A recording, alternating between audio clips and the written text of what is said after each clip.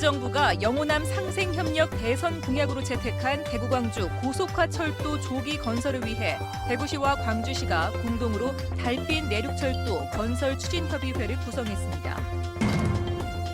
모 어린이집이 봉사활동을 온 초등학생들에게 충격적인 영상으로 성교육을 한 사건과 관련해 학부모들이 학교 안에서 2차, 3차 피해가 생기고 있다며 교육청의 미온적인 대처를 질타하고 있습니다.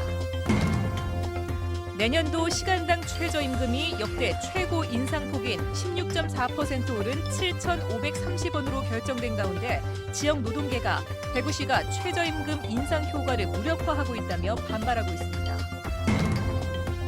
대구의 태양광 산업을 재조명하는 연속보도, 탈원전의 대안으로 각광받고 있는 태양광 발전 산업 육성의 걸림돌은 무엇인지, 또 어떻게 풀어야 하는지를 알아봅니다.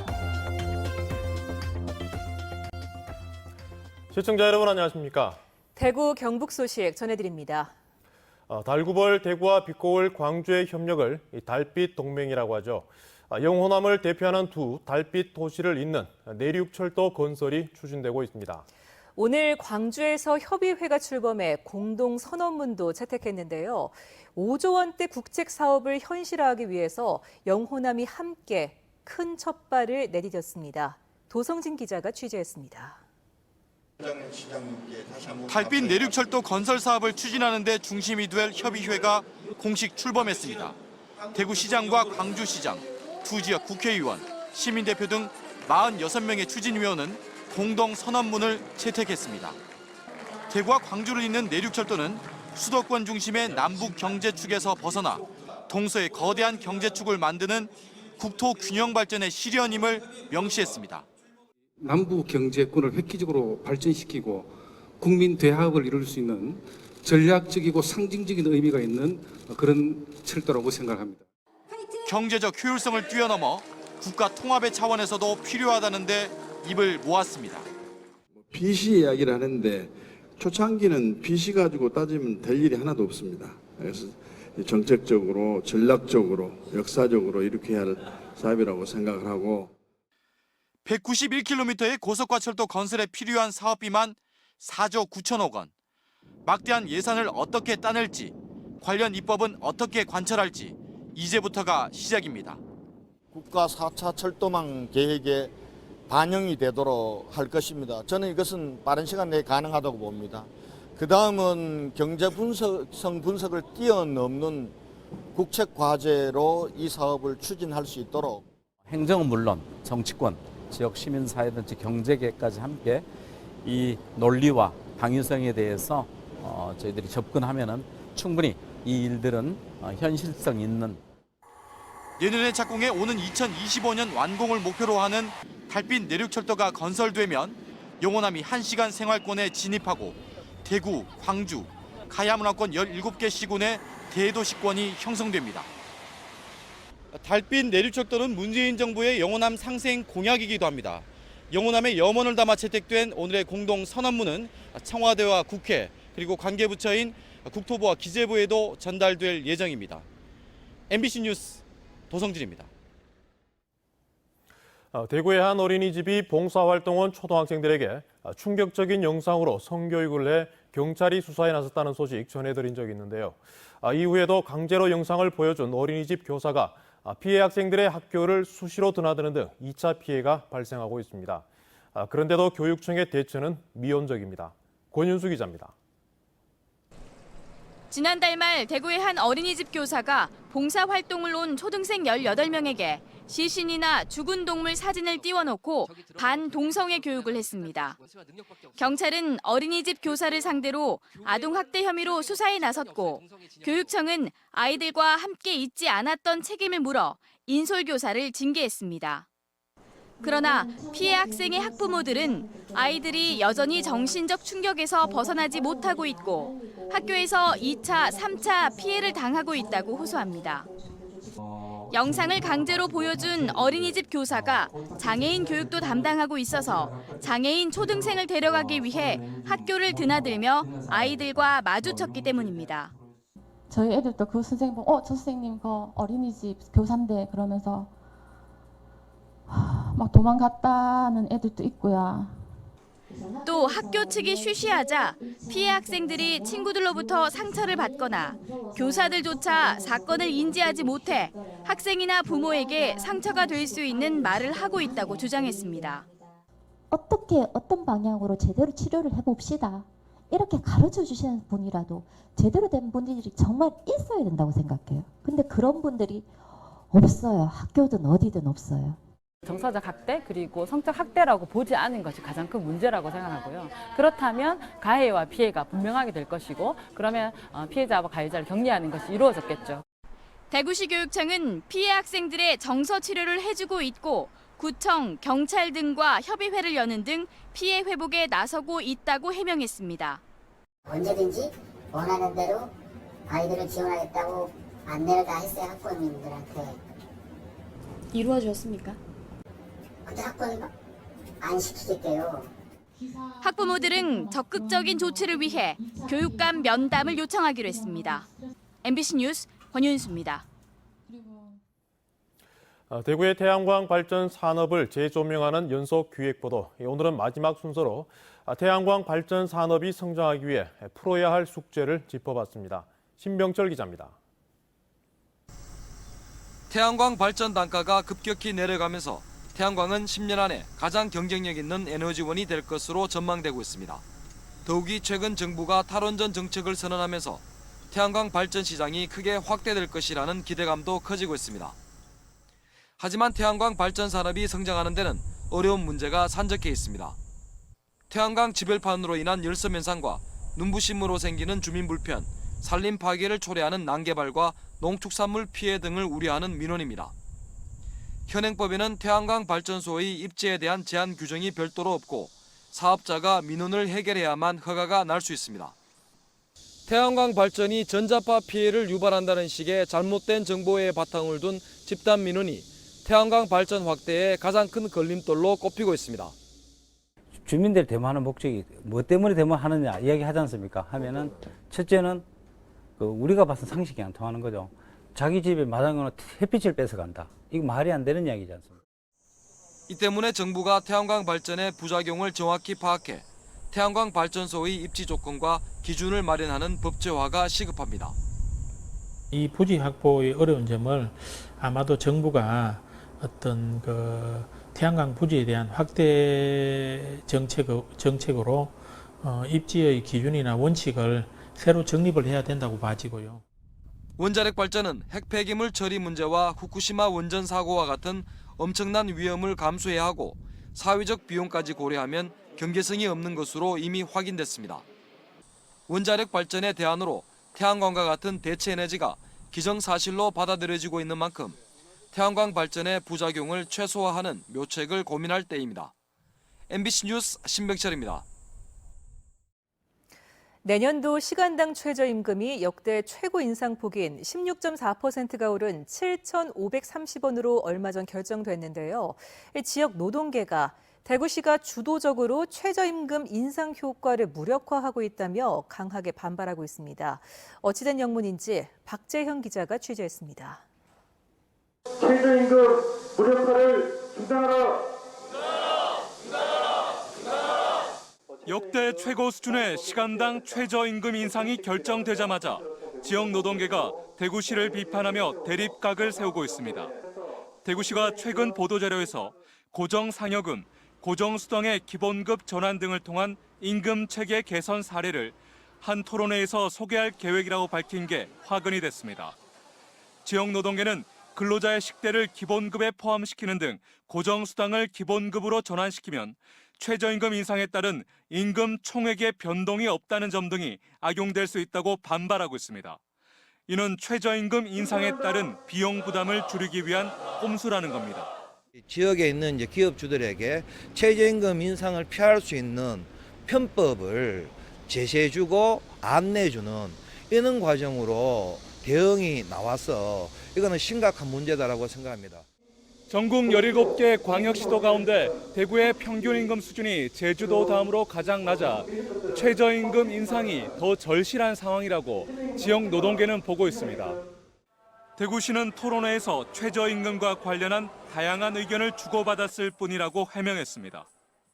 결정사항이 없었는데 그렇게 구체적으로 실행력 있는 건 아니지 않습니까?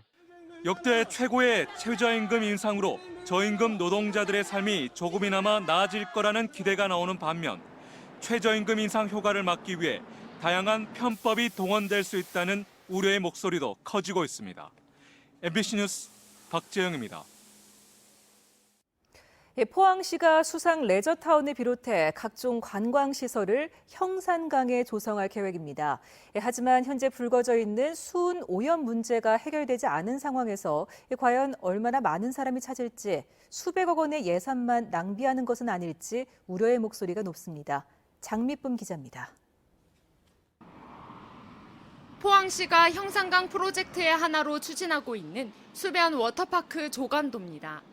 900여 평 규모의 성인 풀장 등 15,000여 제곱미터 면적의 초대형 워터파크가 만들어집니다. 무려 80억 원의 예산이 투입되는 데다 이후에도 운영비 명목으로 매년 수억 원이 들어갈 것으로 추정됩니다. 최근 수은 오염 문제로 공사가 일시 중단된 수상 레저타운의 경우 90억 원의 사업비가 이미 집행됐습니다. 이뿐만이 아닙니다. 형산강 생태 탐방로를 만들기 위해 35억 원을 들여 공사 중이고 부조장터 공원을 만들고 백기를 뚫는데 90억 원이 배정됐습니다. 형산강 인근 관광 사업에만 300억 원 이상의 막대한 시민 혈세가 투입되는 건데 문제는 형산강의 수은 오염 실태가 아직 모두 확인되지 않았다는 겁니다.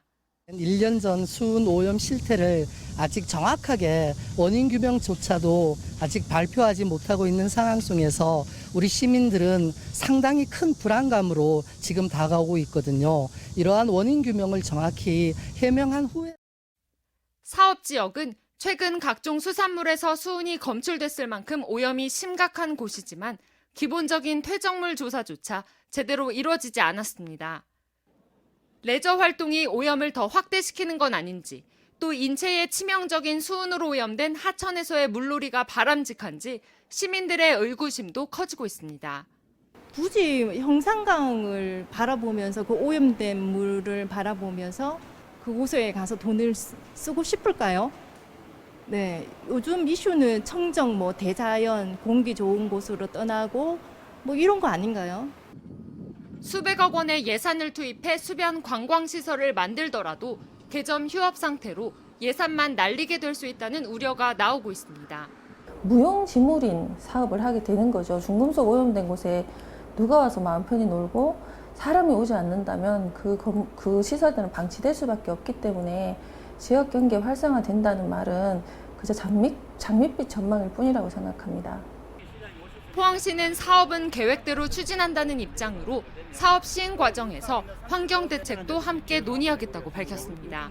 한계성 검토와 오염 물질 차단되는 방안, 또 최소화하는 방안, 모든 것을 시민의 안전에 직결되는 문제이기 때문에 그 문제를 사전에 검토하지 않고서는 그 사업을 하지 못하도록.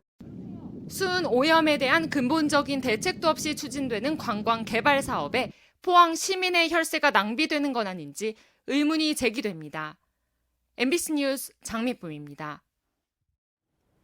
경상북도가 올해 안에 청년 기본 조례를 제정합니다. 조례안에는 청년 정책에 관한 기본 계획 수립과 경북 청년 정책위원회 구성, 청년 참여 확대와 고용 촉진, 생활 안정, 권리 보호 등 청년들의 참여와 지원을 위한 종합적인 내용이 담길 예정입니다. 경상북도는 오늘 안동대 대학창조 일자리센터와 경북 북부권 청년창업지원센터 등과 간담회를 갖고 청년 기본조례 제정에 따른 의견을 들었습니다.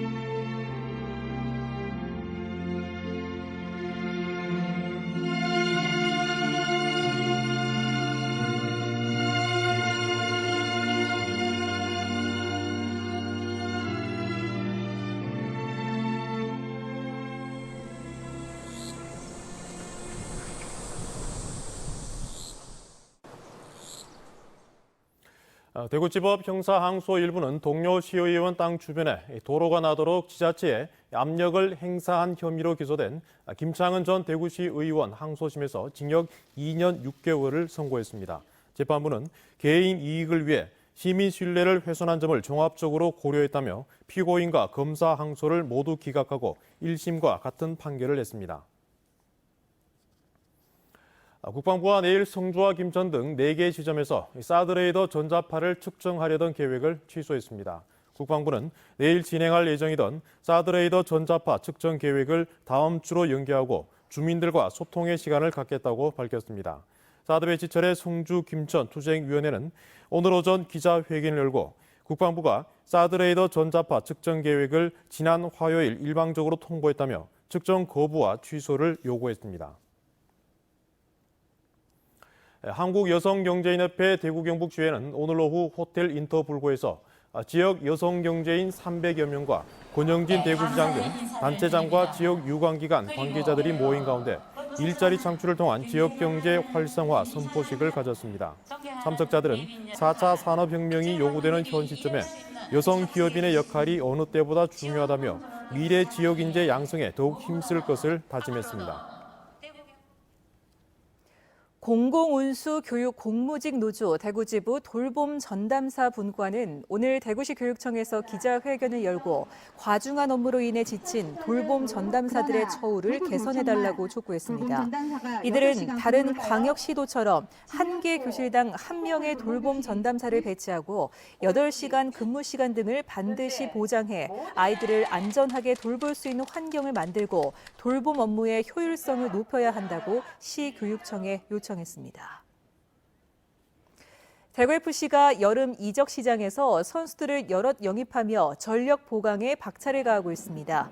대구FC는 어제 호주 국가대표팀 측면 수비수 프라니치의 영입을 밝힌 데 이어 FC 서울의 베테랑 수비수 김동우를 임대했고 개막전에서 아쉬운 부상으로 팀을 떠났던 주니오를 다시 영입했습니다. 공수에 걸쳐 필요한 자원들을 영입한 대구FC는 어제 포항전 승리의 여세를 몰아 이번 주 일요일 강원전에서 올 시즌 첫 원정 승리에 도전합니다. 국민안전처는 폭염이 계속됨에 따라 국민 행동 요령을 발표했습니다. 국민안전처는 한낮에는 야외 활동을 자제하고 외출할 땐 가벼운 옷과 창이 넓은 모자를 착용하며 물을 가지고 다니기를 권유했습니다. 또 창문이 닫힌 자동차 안에 노약자나 어린이를 홀로 남겨둬서는 안 되고 현기증과 메스꺼움, 두통 등의 증세가 있으면 빨리 시원한 곳으로 이동해 휴식하고 시원한 음료를 천천히 마셔야 한다고 설명했습니다. 노인학대 조사와 예방교육을 담당할 경북 지역 노인보호 전문기관이 한 곳 더 신설됐습니다.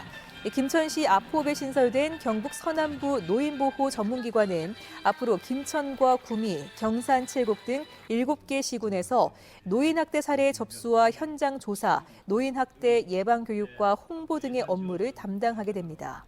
지금까지 경북 지역에는 포항과 예천 2곳에 노인보호 전문기관이 운영되고 있었지만 23개 시군을 담당하기에 어려움이 있었습니다. 대구 경북 소식이었습니다.